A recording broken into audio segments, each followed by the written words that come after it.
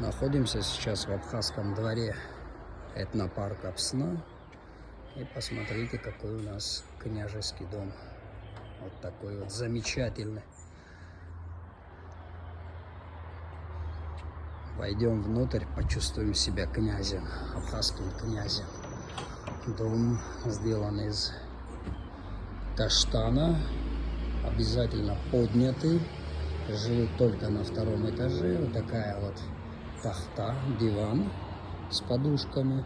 И вот типичный стол для приема пищи. И, конечно, традиционно это абхазско-адыгские треноги стулья.